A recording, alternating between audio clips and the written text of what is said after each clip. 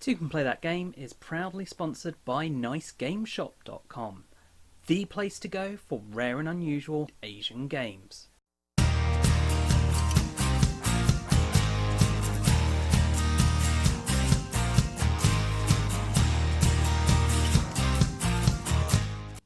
Hi, I'm Michael. Take a seat and I'll tell you about Masters of Elements, an expansion for Vikings Gone Wild, the board game. Now, if you don't know about Vikings Gone Wild, the board game, this was originally an app about Vikings attacking each other's cities, and then it got turned into a board game last year by Lucky Duck Games, and it was one of my favourite games of 2016. So I'm really pleased to see another expansion come out. More content for this game is absolutely superb for me. Now, one thing to be aware of with this is all prototype components, and also you will need the base game to play this. It doesn't come with everything you need to play. But what does it come with? Well, it expands nearly every aspect of the game. You've got new mission cards, you've got new end game scoring cards, new Odin Path cards, new Divine cards, and also new unit cards. There are also new cards introduced into this. We have artifacts and also gods, which at the moment your starting one is Master of Elements. And we have some tokens. So how does this all work? How does it affect the gameplay? Well, the way the changes work is at the beginning of the game, you're going to be starting with a god or a Master of Elements. Probably to begin with, getting your feet into this game, it'll be a Master of the Elements. The gods are basically the same thing, but they add an extra level of asymmetry into the game. And that's one thing that this expansion introduces to the game in large quantities, is kind of asymmetrical play, that you're not all starting off on the same foot in the same way. You're all going to be starting with this level 1 Masters of Element, and you'll be able to upgrade this similar to how you did for the Town Hall in the original game. And as you upgrade it, you unlock new things. What you're unlocking relates to the artifacts. And at the beginning of the game, you're going to draft these artifacts, and these are going to give you additional powers purely for you to use during the game. You can use each artifact once each round. You can also use these tokens or the elements to gain resources. So this is very much changing the game. It means that you get access to more resources earlier on, and depending on what artifacts you take, you can either get access to extra defense, extra attack, or the ability to turn elements into resources or resources into elements. So you can get very much an engine building chain reaction kind of effect going depending on what artifacts you take. And this will also very much affect the early game for you, because normally you start with your 2 Viking warriors and no one has anything you can attack until they build some gold factories or breweries. But now, if you take a load of attack cards, you can suddenly start attacking people's buildings much earlier, and much more of them, if they haven't also got defense artifacts. So it really changes up the game. And if you've got cards that give you extra production, you're going to be building hugely faster or buying more cards much quicker, and increasing your deck building earlier on in the game. But this doesn't mean that the game is shorter, because of the extra decisions, the extra depth that this expansion adds.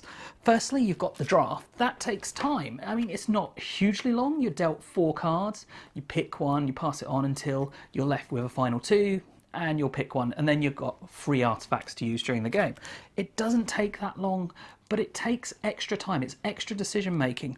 And then each player's individual turns take slightly longer, because there's more options available to them to consider with regards to what they're going to do with their artifacts, what they're going to do with their elements. When it comes to production, what element they're going to produce on buildings. Because elements can be gained in 2 ways. Firstly, your god or Master of Element will produce elements onto buildings. So now buildings become either neutral or of an element.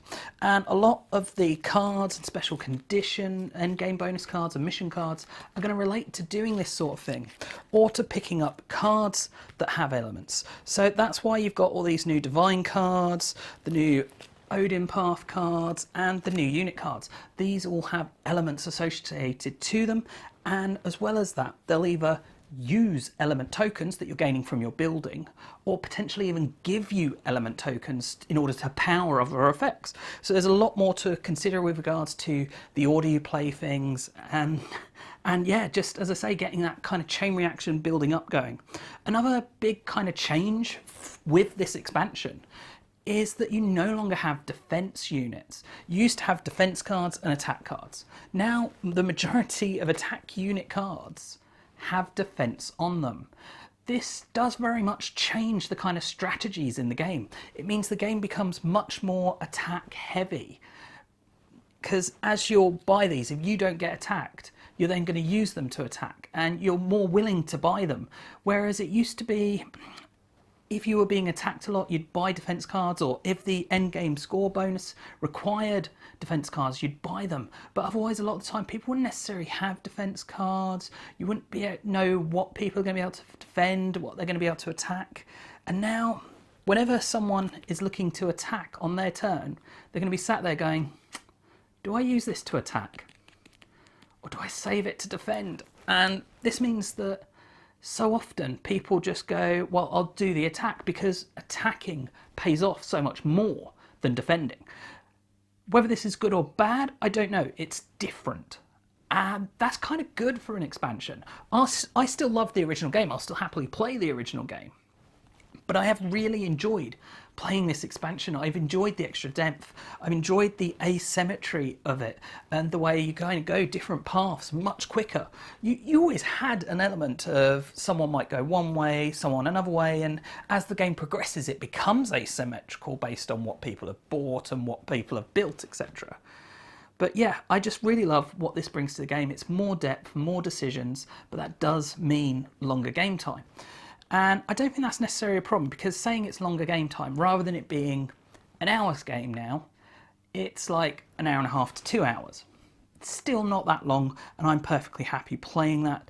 One thing to be aware of is this doesn't change the original buildings at all. You'll still be using the same buildings, so there's no element of new buildings to consider.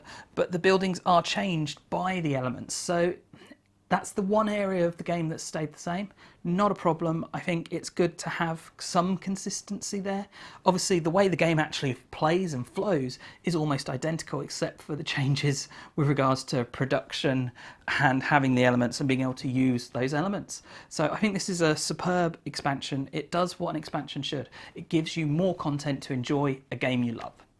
That's my thoughts on Masters of Elements by Lucky Duck Games. I do hope you enjoyed this video and found it useful. If you have, please do check out the rest of the videos on the channel, as well as subscribing and sharing.